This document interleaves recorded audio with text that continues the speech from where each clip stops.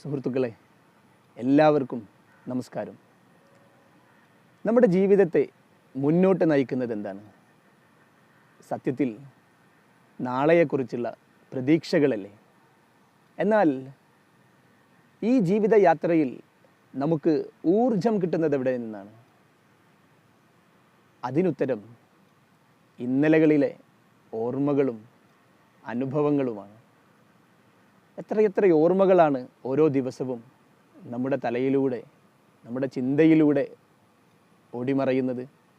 കണക്കുകൾ പറയുന്നത് ഒരു ദിവസം 6500 ചിന്തകളെങ്കിലും ഒരാളുടെ ബ്രെയിനിലൂടെ കടന്നു പോകുമെന്നാണ്. കുട്ടിക്കാലത്ത് ചിരട്ടയിൽ അപ്പം ചുട്ട ഓർമ്മകൾ, ഇലകൾ കൊണ്ട് കറിവെച്ച ഓർമ്മകൾ, കറിവെക്കാൻ ഇലകളിൽ കറിവെച്ചതും ചിരട്ടയിൽ കറിവെച്ചതും, അതിനു വേണ്ട ഉപ്പും മുളക് പൊടിയും മഞ്ഞപ്പൊടിയുമൊക്കെ അടുക്കളയിൽ നിന്ന് എടുത്തു കൊണ്ടുവന്നതിന് അമ്മയുടെയും ഉമ്മയുടെയും കയ്യിൽ നിന്ന് ശകാരം കിട്ടിയ ഓർമ്മകൾ. സത്യത്തിൽ അമ്മയുടെ മടിയിൽ കിടന്നുറങ്ങിയ ഓർമ്മകളുള്ളയാൾ, അച്ഛൻ്റെ കൈ പിടിച്ച് നടന്ന ഓർമ്മകളുള്ളയാൾ, അയാളാണ് ഈ ജീവിതത്തിലെ ഏറ്റവും ഭാഗ്യവാന്മാരിൽ ഒരാൾ.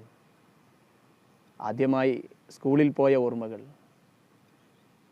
വിദ്യാലയത്തിന് കൂട്ടുകാരുമൊത്ത് കളിച്ചും ചിരിച്ചും ആടിയും പാടിയും നടന്ന ഓർമ്മകൾ. അങ്ങനെ എത്ര ഓർമ്മകളാണ് നമ്മുടെ ജീവിതത്തിലൂടെ കടന്നു പോയിട്ടുള്ളത്. സുഹൃത്തുക്കളെ, നിങ്ങളുടെ കയ്യിൽ നിങ്ങളുടെ ഓർമ്മകളുടെ വിജ്ഞാനകോശമുണ്ടോ? പലരും പറയാറുണ്ട്, അയ്യോ ഞാനൊന്നും എഴുതി വച്ചില്ലല്ലോ, എനിക്കാണെങ്കിൽ ഡയറി എഴുതുന്ന ശീലവുമില്ല, ഇനിയിപ്പോൾ എന്തു ചെയ്യും? അതിനൊരു ചെറിയ പോംവഴിയുണ്ട്. നിങ്ങളുടെ മൊബൈൽ ഫോണിൻ്റെ കോണ്ടാക്റ്റ് ലിസ്റ്റ് എപ്പോഴെങ്കിലും ഒന്ന് പരിശോധിച്ചിട്ടുണ്ടോ? നമ്മൾ സേവ് ചെയ്യുന്ന ഓരോ നമ്പറുകളും ഓരോ വ്യക്തിയുടേതാണ്. ഓരോ വ്യക്തികളും നമുക്ക് ഓരോ ഓർമ്മകളുടെ ചെപ്പുകൾ തുറന്നു തരുന്നവരാണ്. അനുഭവത്തിൻ്റെ ഓർമ്മകളുടെ ചെപ്പ് തുറന്നു തരുന്നവർ. സമയം കിട്ടുമ്പോൾ മെല്ലെ വെറുതെ ഇരിക്കുമ്പോൾ നമ്മുടെ കോണ്ടാക്റ്റ് ലിസ്റ്റ് ഒന്ന് വെറുതെ പരതി നോക്കുക. നമുക്ക് കാണുന്ന ഓരോ നമ്പറുകളും നമുക്ക് ഓരോ വ്യക്തികളെ അല്ലെങ്കിൽ ഓരോ ഓർമ്മകളെ സമ്മാനിക്കും.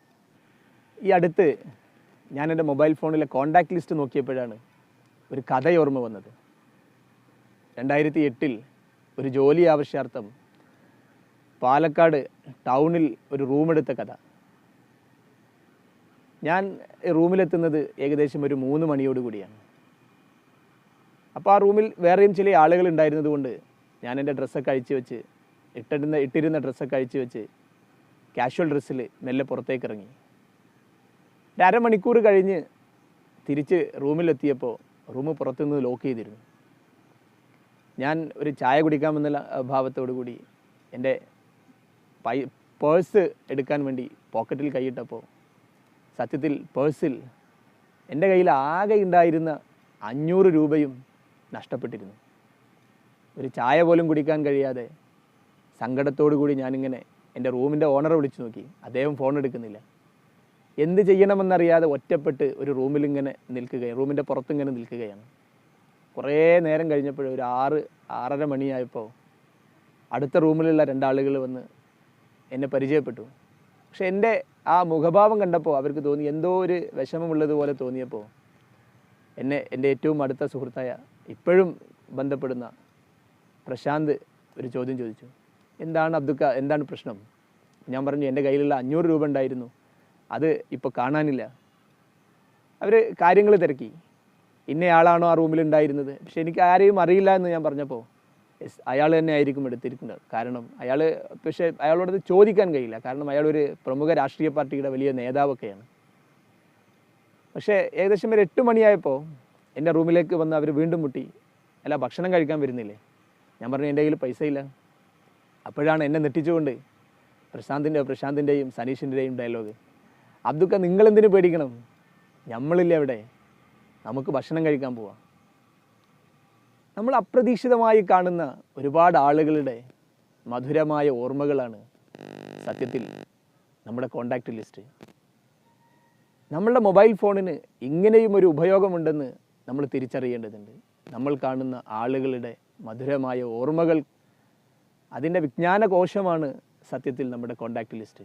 എപ്പോഴെങ്കിലുമൊക്കെ സമയം കിട്ടുമ്പോൾ മെല്ലെ ഓരോ ആളുകളുടെയും നമ്പർ എടുത്ത് ആ നമ്പർ ഒന്ന് ഓർക്കുക. അവരെ വിളിക്കണമെന്നല്ല പറയുന്നത്, അവർ നമുക്ക് സമ്മാനിച്ച മധുരമായ ഓർമ്മകളൊന്ന് അയവിറക്കാൻ നമുക്ക് സാധിക്കണം.